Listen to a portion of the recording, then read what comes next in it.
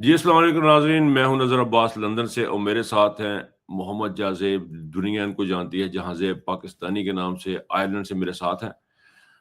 मैंने जैसा कि एक सिलसिला शुरू किया हुआ है कि जो लोग सोशल मीडिया पे काम कर रहे हैं, एक्टिविस्ट हैं, उनका पॉइंट ऑफ व्यू जो है वो इंटरव्यू की शक्ल में आप तक पहुँचाया जाए, तो उसी सिलसिले की एक कड़ी है। एंड जहांज़ेब जो हैं वो अपना काम कर रहे हैं, आप इनको देखते रहे होंगे, जो नहीं जानते उनको पता होना चाहिए कि इन्होंने पाकिस्तान तहरीक-ए-इंसाफ के साथ काफ़ी लंबा अरसा काम किया है और इन्होंने जो डिजिटल मीडिया पे जहाँ कहीं भी टेक्निकल सहूलियात की ज़रूरत हो या किसी मशवरे की ज़रूरत हो या खुद वीडियोज़ बनाने के लिए अपना पैगाम इमरान खान का आज़ादी का पैगाम आगे पहुँचाने की कोशिश उन्होंने आगे बढ़-चढ़ के हिस्सा लिया। थैंक यू, अस्सलाम वालेकुम जहांज़ेब। वालेकुम सलाम, थैंक यू सो मच नजर भाई। अच्छा जी, बड़ी खबर वहां से स्टार्ट करते हैं जी कि अल शफाब में इंतकाल कर रहे हैं जी इमरान खान साहब को। क्या जी कहते सर, हैं? ये सुप्रीम कोर्ट से आज हुक्म हुआ है और इसमें कहा गया है कि अगले 48 घंटों में इमरान खान साहब को अल शिफा इंटरनेशनल में, जहां पर वो उनकी फैमिली बहुत देर से कहती रही है, उनको मुंतकिल किया जाए। और 16 सितंबर तक, गालिबन ये कुछ 26 दिन बनते हैं। उनका ये कहना है कि 26 दिनों तक इमरान खान साहब जो है वो अल शिफा में रहे और उसके बाद उनकी जो हियरिंग नेक्स्ट है कोर्ट से वो भी होगी और उसमें दूसरी पार्टी जो है, मतलब जेल इंतजामिया को भी मुतला किया गया है कि आपकी तरफ से भी हमें ये चीजें चाहिए, जो कि ज़ाहिर है मुलाकातों को लेकर के ये केसेस भी चल रहे हैं और उनकी सेहत के ऊपर ये जो रिपोर्ट कल आई थी जिसने तूफान बर्पा किया है, इस बेस के ऊपर जज साहब ने जो है ये हुक्मनामा जारी किया है। और बड़ी एक मिली-जुली सी कैफियत है कि लोगों को यकीन नहीं आ रहा कि कोई ऐसी सुबह भी आ सकती है इस मुल्क में कि इस तरह की रोशनी मिलेगी देखने में। तो let's see, hope for the best. आपको लगता है कि वाकईतन क्योंकि इस तरह के अहकामात, इस किस्म के ऑर्डर्स पहले भी जो अदालतें देती रही हैं, अदालतें करती रही हैं, मुलाकातों की भी बात होती रही है, इवन ये कि सुहेल अफरीदी की मुलाकात नहीं कर, मतलब लॉलेसनेस इतनी थी कि उसमें आपको लगता है कि इस पे अमल करवा देंगे या मतलब कर भाई पाएंगे? मेरा ओपिनियन जाती ये है कि दिस इज डिफरेंट। ये अच्छा। अब वो कारपेट है, हम्म। ये इन्होंने ये नजर आ रहा है कि ये खुद बिछाया गया है, वरना वो जज साहिबान जो केसेस नहीं लगाते थे वो एक ही बिल्कुल। दिन में बैठ के इस तरह का इतना बड़ा हुक्म कैसे जारी कर सकते हैं। तो ये हो जाएगा। अच्छा, इसके पीछे आपको इस फैसले के पीछे क्या लगता है? ये लोगों का प्रेशर है या इमरान खान साहब की सेहत वाक़ईतन ख़राब है या क्या इसके पीछे आपको लगता है? क्यों ये इस मुकाम पे इनको ये क्यों करना पड़ा अल शिफा में भेजने का फैसला अदालत से करवाना पड़ा, यूँ कह लें? आई बिलीव कि इसमें खान साहब की सेहत या लोगों के प्रेशर के अलावा तीसरी चीज है, वो है इमरान खान की इस्तकामत। ठीक। ये उसके सामने आज भी सरेंडर करना है इन्होंने, कल भी करना है और इनको पहले कर देना चाहिए था। उस बंदे का जो उसको अल्लाह ने नवाजा है, जो ईमान की ताकत से नवाजा है, तो ये उनको बहुत पहले करना चाहिए था। लेकिन मुझे लगता है कि ये इनमें कुछ सियासी पहलू भी हैं, जिनमें आपको पता है कि अब 28वीं तरमीम की जो बात हो रही है और सूबे बनाने में दोनों पार्टियां, मैंने बहुत रिसर्च करके देखा है, सिंध और जो पंजाब है, ये दो पार्टियां जो हैं ये 5-5 सूबे इनको बनाने में कभी भी राजी नहीं होंगी। इनमें इनकी सियासी मौत है और इमरान खान को फर्क नहीं पड़ता क्योंकि वो तो चाहता है कि लोगों की खुशहाली हो इसमें, क्योंकि उसका जो अपना इंटरेस्ट है वो तो है ही नहीं, वो तो लोगों के लिए सोचता है। तो ये एक सियासी पहलू भी इसमें है। अच्छा, थोड़ा-सा इससे पहले कि हम ये सूबों की तरफ आएँ, ये मुझे बताएँ कि जो रिपोर्ट आई थी, रिपोर्ट आपसे मेरी पहले भी बात हुई ऑफ द एयर में आपकी बात हुई थी, आपने उसमें कुछ रिज़र्वेशन शो की थी। आपको क्या लगता है, मेरा भी ये ज़ाती ख़्याल है, मेरी डॉक्टर उस्मान से भी कल बात हुई थी जो इमरान खान के कज़न है, उन्होंने भी ये बात की, ये टेम्पर्ड रिपोर्ट लगती है। क्या कहते हैं आप इस रिपोर्ट, किस तरह देख रहे हैं इसको? मैंने इसको लिखा था, स्टेटस डाला था कि ये फॉर्म 47 वाली रिपोर्ट है। हुँ, जब आपने देखे, आपको जल्दबाजी में तो पता भी नहीं चलता ना कि आपने करना क्या है। और हुँ, डॉक्टर साहब जो है, वो फिर से कह रहा हूं कि जब आप पैल्पिटेशन की बात करते हैं तो पैल्पिटेशन हाई पल्स पे होती है। हुँ, 50 पल्स पे तो बंदा रेस्ट मोड में लेटा हो, सोया हो, तो उसकी 50 होती है। उस हालत में पैल्पिटेशन कैसे होगी? तो वो टेम्पर्ड थी, जिसकी वजह से मैंने भी पकड़ा था। और जाहिर है कि दूसरे डॉक्टर साहब जो हैं वो तो फिर जाहिर है वो प्रोफेशनल होते हैं। तो दूसरे नंबर पे जो बीपी की बात हो रही थी ना बार बार के, उस 140 और 100 को वो बीपी हाई शूट हो गया और खान का बीपी ये चला गया और उसकी वजह से एंजाइटी। यार वो कल राणा साहब भी बोल रहे थे कि भाईजान मेरा तो रहंदा ही है ना, मैं खान साहब से छोटा हूं उम्र में, मेरा रहता ही इतना है, तो फिर मैंने तो कोई 6-7 दवाइयां मैंने भी फकनी चाहिए ना, तो इट वाज ऑल टेम्पर्ड। आप देखिए ना, एक दिन रिपोर्ट आती है और दूसरे दिन अदालत बैठ के उसी दिन फैसला कर देती है कि इनको मुंतकिल करो, और ये भी बताती है कि तुम्हारे पास सिर्फ 48 घंटे हैं, विच मीन्स कि ये कारपेट था, बिछाने का टाइम कम मिला।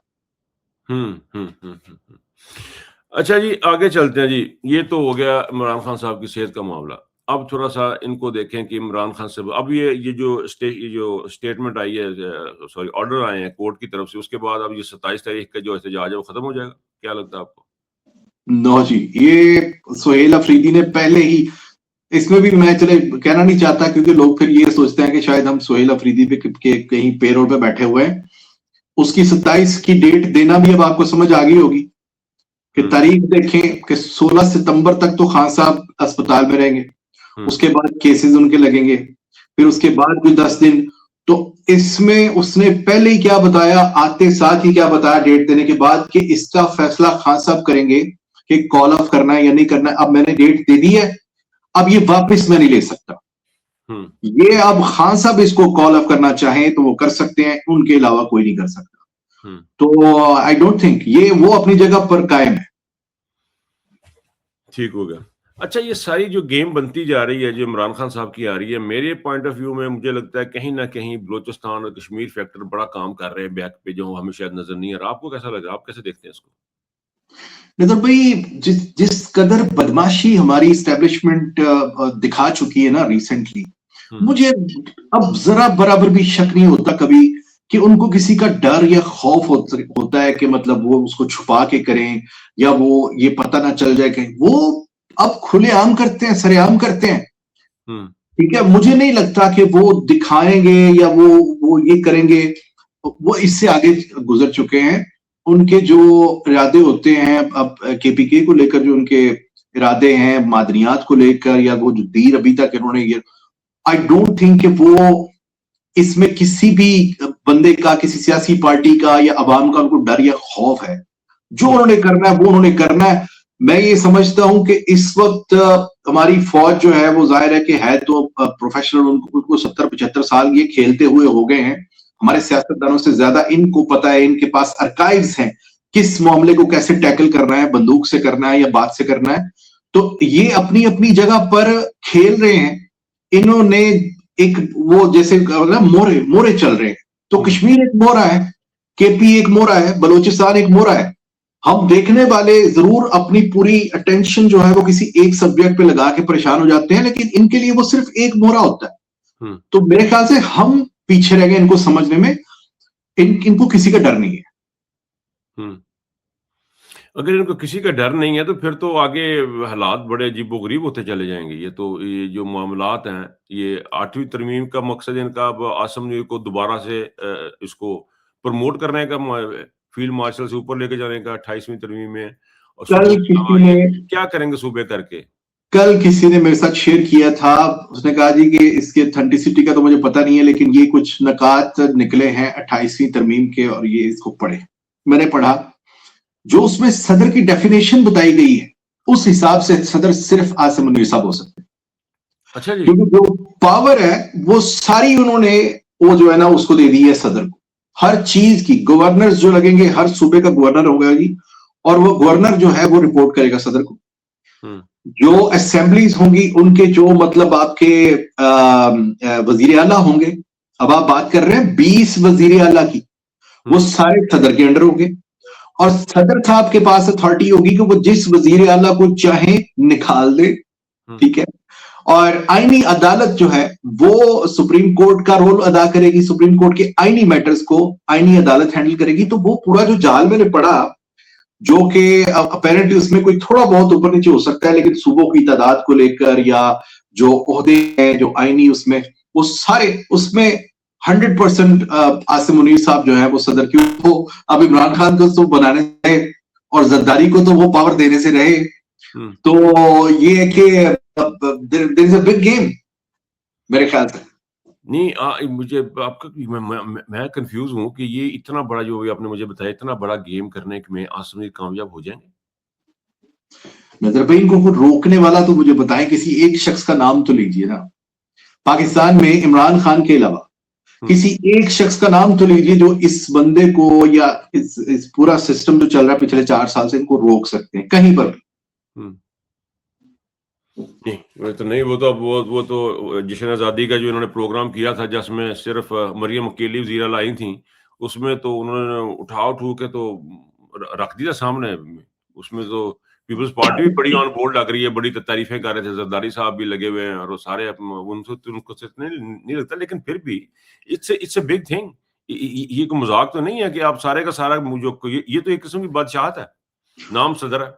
नजर भाई, आपने गौर किया है कि अगर मैं सूबों के ऊपर जरा आ जाऊं, अगर मुझे जल्दी ले आए, आपने गौर किया है कि सूबे बनाना मकसद क्यों है? इस बात पे गौर किया आपने? नहीं, मुझे तो उसमें सिर्फ ये लगता है कि अपनी ताकत को बढ़ाना और कोशिश करना कि जो 18वीं तरमीम में जो अख्तियारात दिए सूबों को वो खत्म करना। नहीं, ये बिल्कुल भी नहीं है इंटेंशन, इन दोनों में से कोई नहीं। आपको क्या लग रहा है? मेरी पर्सनल अंडरस्टैंडिंग ये है कि इनका जो मकसद है वो अपनी ताकत को बढ़ाना नहीं है, वो तो इनके पास ऑलरेडी बहुत है। इनका मकसद आपकी ताकत को कम करना है। 2/3 से इनकी जान जाती है, 2/3 को डिवाइड किया गया है 10 टाइम्स।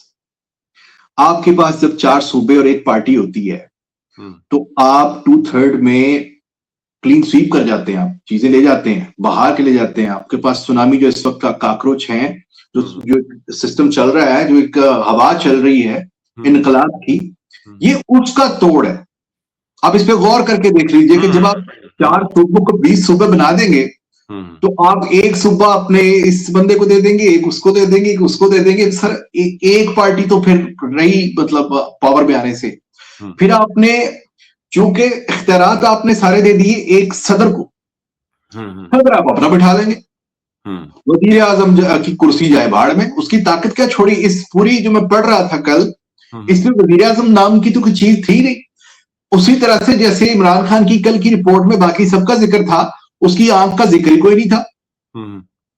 यानी अजीबोगरीब सिस्टम चल रहा है कि वजीर आजम का रोल उसमें से मेरे ख्याल से काट ही दिया उन्होंने। तो आई डोंट थिंक कि इसमें कोई उनका प्लान जो है वो कोई अपनी ताकत बढ़ाना है। अपनी और कितनी ताकत चाहिए यार? ट्रंप जैसा बंदा कह रहा है कि माय फेवरेट फील्ड मार्शल, और की ताकत चाहिए हो। मेरे सूबों का मकसद, इसका मकसद ये वैसे इंटरेस्टिंग चीज है। This is another way of looking at it. इसको देखने का एक दूसरा अंदाजा, and I think you might be right, आपका पॉइंट उसमें वैलिड है। लेकिन फिर हमारी इकोनॉमी कैसे चलेगी? पाकिस्तान के जो 25 करोड़ अवाम है, उनका तो कभी इन्होंने उसकी तरफ किसी का ध्यान नहीं कि उनको रोटी कैसे देनी है, पानी कैसे देना है, खाना कैसे, तालीम कैसे देनी है। उसमें तो फिर छोटे यूनिट में तो फिर मुझे नहीं लगता कि वो काम कर पाएंगे। ये तो फिर अपने मकासद, ये तो नीयत पाक ने ना, जब जहाँ नीयत ही गलत होगी तो वहां पे निकलेगा क्या? फिर तो हम वहीं के वहीं खड़े होंगे। मोटा मोटा हिसाब है ये, मेरे ख्याल से 3 दिन पहले जारी हुआ कि 2022 में इमरान खान साहब जब गए तो उस वक्त तक 46 ट्रिलियन रुपीस पाकिस्तान के ऊपर कर्ज था, जो अब 90 से ऊपर चला गया। 90 से ऊपर चला गया, यानी पिछले 75 सालों में जितने पैसे पाकिस्तान के ऊपर कर्ज हुआ उसका दुगना इन 3 सालों में या 4 सालों में पाकिस्तान के ऊपर कर्ज हुआ। तो किसको फर्क पड़ा है? क्या किसी जनरल के सैलरी में फर्क पड़ गया, किसी पेंशन में फर्क पड़ गया, किसी रिटायर की किसी सहूलत में कोई फर्क पड़ गया? तो घंटे से उनके देखिए, जब आपका कंसर्न ही नहीं है कि ब्लडी सिविलियंस क्या खाएंगे, तो आपको फिक्र क्या है? आप तो अपने मुंह चलेंगे। आप शुरू से देखिए, हम जाते थे, मैं कहता था यार पूरा शहर घूम के जब मैं ये कैंट में से गुजरता तो मुझे लगता है मैं अपने मुल्क से बाहर कहीं यूरोप से निकल कर जा रहा हूं। ऐसे ही ठीक है, 40 साल तो ये देखते हुए हो गए मैं। तो अब इससे बढ़ के भी अब आपने अगर ये समझना है कि यार इकोनॉमी ये आपका और मेरा प्रॉब्लम है, उनका प्रॉब्लम ही नहीं है जो ड्राइवर है इस वक्त, और वो जो हर 8 साल 10 साल में एक बार आ जाते हैं और अपनी मर्जी से 5 साल 8 साल जब तक दिल करे वो बैठ के चले जाते हैं। इस बार सिर्फ चक्कर ये हुआ कि वो खुलकर नहीं है, बस पीछे बैठे काम कर रहे हैं, हाइब्रिड काम। एग्जैक्टली। अब इसी में आप देख लें, सोशल मीडिया पर मिला जुला सा रिस्पॉन्स आ रहा है इमरान खान साहब के जो मुंतकली को लेकर। लोग कह रहे हैं कि जी फैसला माना जाएगा। मैंने कहा फैसला दिया किसने है? फैसला देने की औकात किसकी है? खास तौर पर अब आकर के किसी जज की औकात है वो फैसला दे दे बिना पूछे? तो ये है कि सब कुछ तो उनके हाथ में है, उन्होंने लिया हुआ अपने हाथ में सब कुछ। तो मैंने इस्तकामत खान साहब की एक तरफ वो फैक्टर है, दूसरा फैक्टर मैंने बता दिया आपको कि सूबों वाला मामला है, तो गिव एंड टेक में भी उसमें है। सोहेल अफरीदी की कॉल आप लगा लें, या फिर भी नौजवानों का थोड़ा बहुत जो डर होता है, और मेरे ख्याल से वो डर भी यही है कि यार हमें मारने में तो मसला नहीं है, हमने इतने मारे हैं, और मार दें कोई 200 800 500, कोई नए एक और लॉन्ग मार्च में कोई और 2000 भी फड़का देंगे, यार बाहर बेइज्जती होती है। वो सिर्फ इस बात की वजह से कि यार बाहर बेइज्जती होती है, तो वो थोड़ा सा है। अदरवाइज सर हाथ खुल गए हुए हैं बाबू साहबान के, यकीन करें बड़ी तकलीफ होती है, लेकिन that's a fact. Imran Khan के बगैर ये इमरान खान तो इसको मेरा नहीं ख्याल है कि 60वीं तरमीम को या किसी भी किस्म की तरमीम को लेजिटिमेटली देने को तैयार नहीं है। आपको क्या लगता है कि सोहेल अफरीदी या बैरिस्टर गौहर ये काम कर पाएंगे उनकी इजाजत के बगैर? देखिए नजर भाई, जहां पर 28वीं तरमीम में मुसव्वदा है ना, जब तक आपके सामने नहीं आएगा, मेरे सामने, जैसे मैंने बताया, मैं आपसे शेयर भी करूंगा, अगर तो वो सिर्फ वो ही मुसव्वदा है तो खान साहब बोलेंगे कि गो अहेड। रीजन क्या है? रीजन उसमें यह है कि उसमें कुछ अच्छी चीजें भी दिखाई गई हैं, उसमें एक डिलीट का बटन है बड़ा स्ट्रॉन्ग, वो डिलीट करेगा पाकिस्तान की आज तक की सारी गंदी सियासत को, ठीक है, और वो इंस्टॉल, हाँ, और वो इंस्टॉल करेगा आपके नाज़िम, काउंसलर और आपके डीसी साहिबान जो है ना, वो भी आपके नाज़िम के नीचे आ जाएंगे, यानी जो मुसव्वदे के मुताबिक। तो अगर तो ये चीज होती है तो ये तो इंपावर करती है ना लोगों को, ये तो आपके छोटे छोटे कस्बों में सहूलियात देंगी, ठीक है। तो इस मुसव्वदे में तो कुछ गलत नहीं नजर आता, लेकिन जब आपने, अगर वो कोई चाल चलनी है कि जो मुसव्वदा आपने लीक करना है वो इस तरह का है कि इसके ऊपर एग्री किया जाना चाहिए, और जो असल मुसव्वदा दिया जाएगा वो अगर कोई और है, तो वो उसमें मैं कुछ नहीं कह सकता।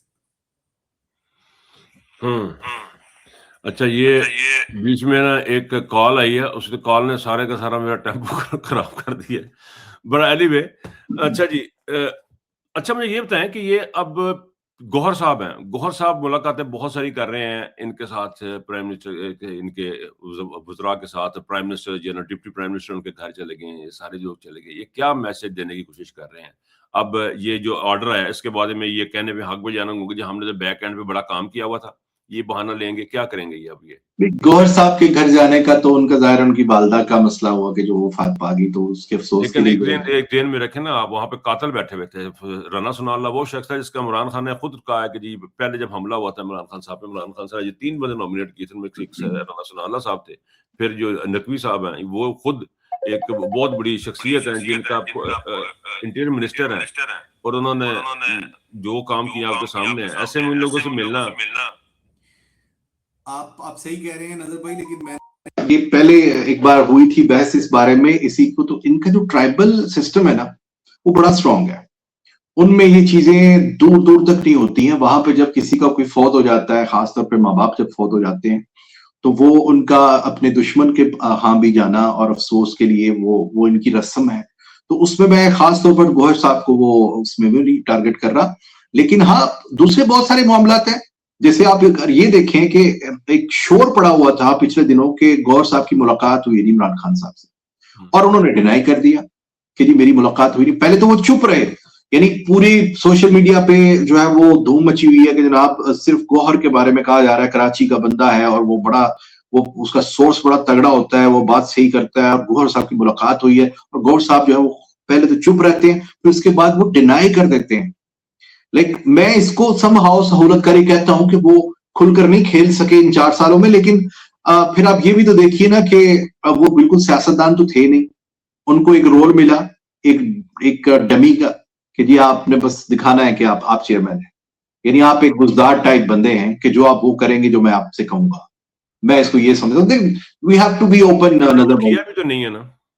हाँ, ये आप कह सकते हैं कि उन्होंने अपना काम वो जो जितना सा था वो भी ठीक से नहीं किया, वो भी ठीक से नहीं किया, एग्री कि उसमें उनकी वो साथ नहीं थी पहले। लेकिन आपको ये भी याद होगा कि बल्ले का निशान छीनने तक गौहर कुछ और था, गौर कुछ और था। आपको याद दिलाता चलो, सुप्रीम कोर्ट में हेयरिंग के दौरान उसके घर में डकैती हो गई थी, यानी वो चले गए थे बाबू लोग, एजेंसी के लोग, ठीक है। उस एक हेयरिंग के दौरान जो गौहर की एक ट्रांसफॉर्मेशन हुई है ना, उसको पता चला कि यार भाई ये बड़ी गेम है, ये कोई ये नहीं है कि खान साहब गए हैं तो मैं उनकी जगह बैठ गया हूं, ये बहुत बड़े मामला में फंस गया हूं मैं और मुझे बड़ा वो चलना पड़ेगा। तो मेरे ख्याल से वो फिर वो उतना ही चला है जितना उसको लगता था कि मैं हजम कर पाऊंगा चीजों को। अच्छा, ये जो मामला है ना, ये बड़े अजीबोगरीब हैं। हमारी तमाम की तमाम लीडरशिप है, जो चाहे वो पाकिस्तान में है, चाहे वो यूरोप में है, हर जगह पे ये जो आपने बात की है कि इतना के मामला मैं चल सकूं, इतने में चलूंगा। जब वो इतना मामला था तो आप क्यों पीछे क्यों नहीं हटते? आप छोड़ दें कि भाईजान मेरे कब देखे ना, फिर आपकी इज्जत जो है ना वो नहीं रहती। आप तबाह बर्बाद भी हो रहे हैं और फिर टके भी हुए हैं। ये क्यों नहीं लोगों को समझ आती? क्यों लोग ऐसे ऐसे डिसीजन नहीं लेते कि यार छोड़ें यार, अब मैं तो ये नहीं कर पाऊंगा, तो किसी और को जगह क्यों नहीं देते ये लोग? नजर भाई, अब मैं अगर अब पता है क्या, अब एक तो है नजर भाई रहकर सोचें या मैं जहांजेब सिर्फ जहांजेब रहकर सोचूं, तो फिर हमें सिर्फ कंफ्यूजन मिलेगी कि यार इसने ऐसे क्यों नहीं किया, छोड़ देता, किसी और को दे देता।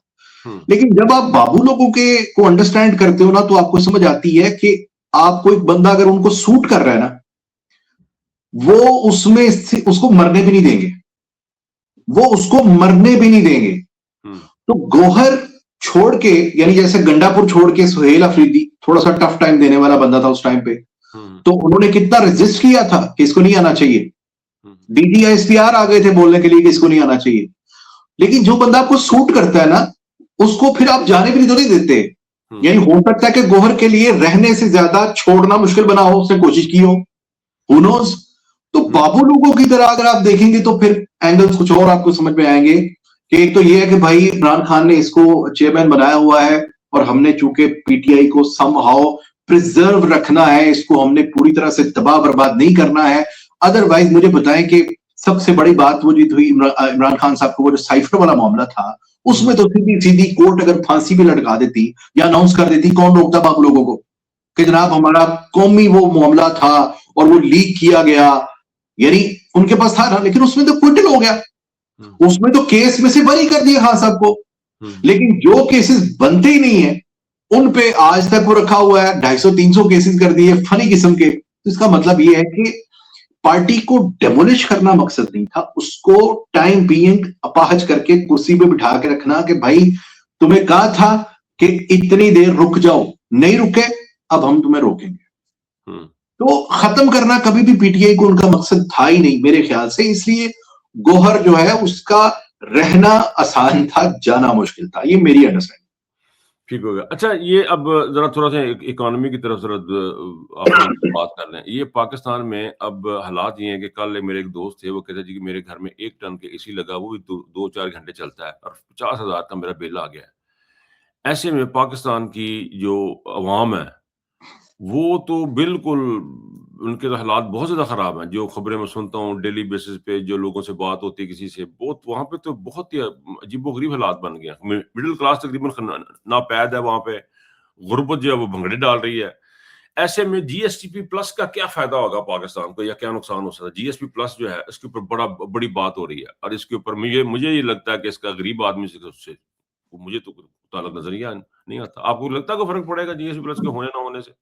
GSP का आम आदमी को, हमारे आज के किसान को भी कोई फर्क नहीं पड़ता। अब उसकी वजह ये है कि उनसे तो वो किसान होना ही छीन लिया गया ना ऑलरेडी। आपने डीजल और ये वो सब जो उनके और खादों की जो कीमतें आपने बढ़ा दी, किसी किस्म की सब्सिडी नहीं है उनको, और किसानों को आपने गंदम में जो आपने उनके साथ सलूक किया है, उनको मेरे ख्याल से उनकी तो नस्लें भी तौबा करेंगी कि वो एग्रीकल्चर की तरफ मुंह करें। हाँ, हमारे बाबू लोग एग्रीकल्चर में काम कर रहे हैं और वो अब इसके ऊपर भी अपना वो करना चाह रहे हैं कि हमारा चावल होगा, और हमारा वो पहले ही उसका नाम कर्नल चावल था, अब वो जो है वो कॉपीराइट उनके पास। तो कहने का मतलब ये है कि इसका फर्क आम आदमी को नहीं पड़ेगा GSP स्टेटस का।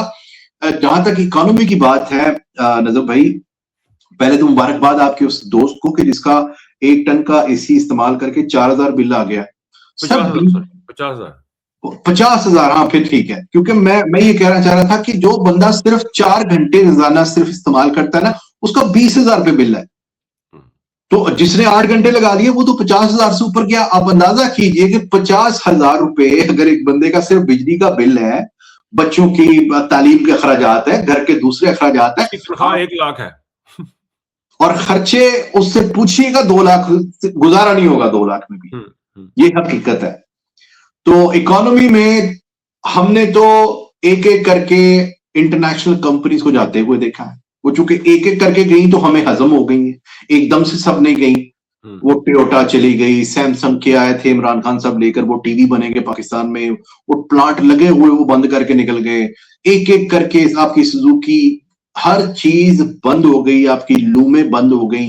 यानी अच्छी खासी तसल्ली आपकी उन्होंने करवा दी है बाबू लोगों ने, आपको गरीब रखने की। और इंडस्ट्री जिसको वो इकोनॉमी समझते हैं, वो अस्करी ब्रांड्स हैं। और उनमें आपकी इतला के लिए अर्ज है कि उनमें पिछले साल से इस बार का जो रेवेन्यू है, जो प्रॉफिट है, वो ज्यादा हुआ है। अहमद अली खान ने कितनी कोशिश की थी कि बाइकआउट करो, फिर रेवेन्यू बढ़ गया उनका। अब इसका रीजन पूछिए, बड़ा मजेदार रीजन है। क्या रीजन है बताएं। आपकी फैक्ट्रियां, कंपनी सब बंद हो गई, तो जाहिर है कि लोगों ने भूखे थोड़ी मरना है। ठीक है, आपने उनके स्नैक्स खाने बोला ना बंद कर, सीरियल ना खाओ इनके, उन्होंने दूसरे सीरियल वाली कंपनी बंद कर दी। अब खाओ, अब क्या करोगे? तो ऑप्शन नहीं है। तो रेवेन्यू बढ़ गया सर उनका, तो इकोनॉमी उनकी ठीक चल रही है। आपकी हमारी इकोनॉमी उनकी इकोनॉमी नहीं है। बैक टू द पॉइंट के हमारी इकोनॉमी उनका मसला नहीं है।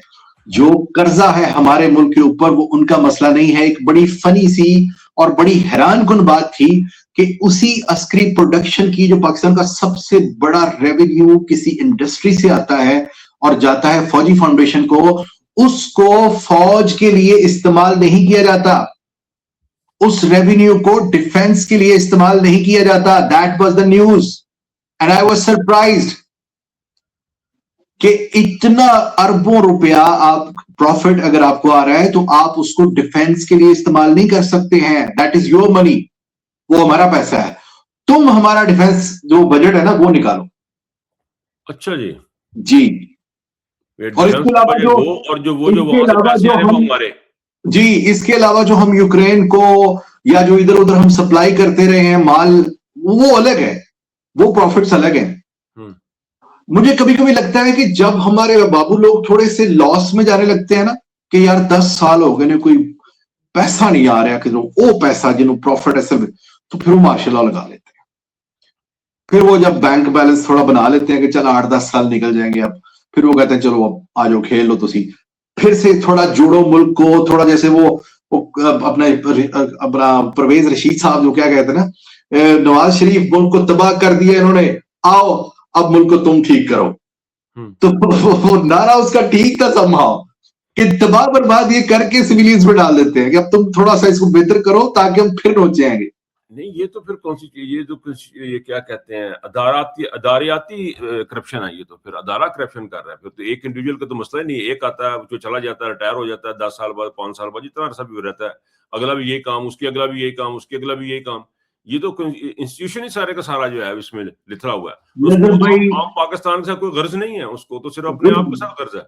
With all its power, I'm telling you, with all its power, जिस दिन इस इदारे को और जिस दिन अमेरिका को पाकिस्तान में गद्दार मिलना बंद हो गए ना, ये गेम ठप हो जाएगी। इनको जब जब कोई नवाज शरीफ मिलता है, जब जब कोई जरदारी मिलता है, जब जब इनको कोई अपना जो पीएमएल क्या कहते हैं काफ लीग मिलती है, ये कायम हो जाते हैं। इमरान खान जैसा इनको टक्कर जाता, अगर सिर्फ इमरान खान जैसे लोग होते तो ये कुछ भी नहीं कर सकते थे। तो हुजूर मैं अब जरूर ये दुआ करूंगा कि अल्लाह अब कम से कम इस कौम में भी ये डाल दे कि अब इनको पिक्चर बड़ी क्लियर हो गई है। बेशक बड़ी जाने दे कि बड़ा जुल्म बर्दाश्त करके, महंगाई 400% ज्यादा करके, ये कम से कम इस हकीकत से ये रोशनास हुई है कौम। अब इनको छोड़ दे, ये जो जितने भी लुटेरे चोर डाकू हैं, और अल्लाह करे कि ये जो सूबे बनाने की इनकी जिद है, जो कि बहुत अच्छी है और इनकी मजबूरी भी है, जिद है क्योंकि मजबूरी है, इसमें ये कायम रहे। और दूसरी तरफ मैंने पूरा पता कर लिया है सिंध कभी वो सोच भी नहीं सकते बगैर ये जो सूबे बनाने का, स्प्लिट करने का। और पंजाब, सर ये 5 सूबे वहां नॉमिनेट किए गए हैं, 5 सूबे सिंध में किए गए हैं, कहाँ 2 सूबे, कहाँ 10 सूबे। और बाबू लोगों का प्लान बड़ा वाज़ेह है। और अगर ये प्लान उस तरह से हो गया तो एक कल मेरी थोड़ा सा मैं जब एनालिसिस पर्सनली कर रहा था बैठ के, तो मुझे ये लग रहा था कि यार बाबू लोग थक गए।